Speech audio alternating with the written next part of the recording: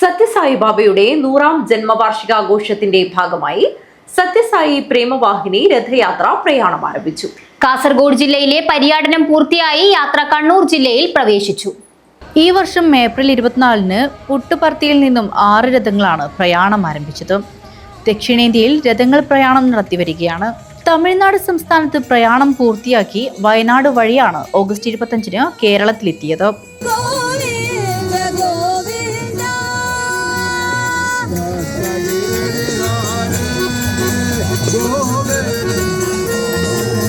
വയനാട് വഴിയാണ് കാസർഗോഡ് ജില്ലയിൽ പ്രവേശിച്ചത്.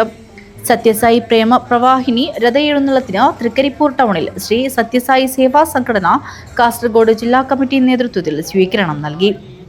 തൃക്കരിപ്പൂർ ബീരശ്ശേരി റെയിൽവേ ഗേറ്റ് പരിസരത്ത് നിന്ന് പൂർണ്ണകുംഭത്തോടെ സ്വീകരിച്ച വേദപാരായണത്തിന്റെയും പഞ്ചവാദ്യത്തിന്റെയും താലപ്പൊലിയുടെയും അകമ്പടിയോടെയാണ് തൃക്കരിപ്പൂർ ടൗണിൽ എത്തിച്ചത്. നൂറുകണക്കിന് സായി ഭക്തരും നാട്ടുകാരും സ്വീകരണത്തിൽ പങ്കെടുത്തു. തുടർന്ന് ബസ് സ്റ്റാൻഡ് പരിസരത്ത് നടന്ന യോഗത്തിൽ സത്യസായി സേവാ സംഘടന കാസർഗോഡ് ജില്ലാ president doctor R Satheesh Kumar അധ്യക്ഷത വഹിച്ചു. തൃക്കരിപ്പൂർ ഗ്രാമപഞ്ചായത്ത് പ്രസിഡന്റ് വി കെ പാവ, സത്യസായി സേവാ സംഘടന സംസ്ഥാന പ്രസിഡന്റ് വി ഉണ്ണികൃഷ്ണൻ നായർ മുഖ്യപ്രഭാഷണം നടത്തി.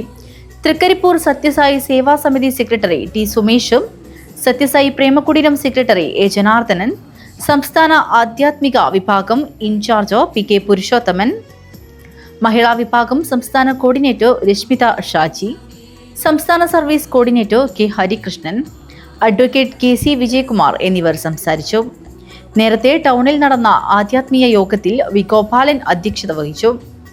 സേവാസമിതി മുൻ സംസ്ഥാന കോർഡിനേറ്റർ കെ പി രാമചന്ദ്രൻ മുഖ്യപ്രഭാഷണം നടത്തി. A M Prabhakaran, Madhava Warrier, K Satheesan എന്നിവർ സംസാരിച്ചു. തുടർന്ന് രഥ എഴുന്നള്ളത്ത് ചീമേനി, കാഞ്ഞങ്ങാട്, പെരിയ, ഉദുമ എന്നിവിടങ്ങളിലെ പ്രയാണത്തിന് ശേഷം കാസർഗോഡ് ടൗണിൽ ജില്ലയിലെ പര്യടനം പൂർത്തീകരിച്ചു. തിങ്കളാഴ്ച രാവിലെ കണ്ണൂർ ജില്ലയിലെ രഥ എഴുന്നള്ളത്ത് പയ്യന്നൂർ ആനന്ദതീർത്ഥ ആശ്രമത്തിൽ നിന്നും പ്രയാണം ആരംഭിച്ചു. News bureau, Trikaripur.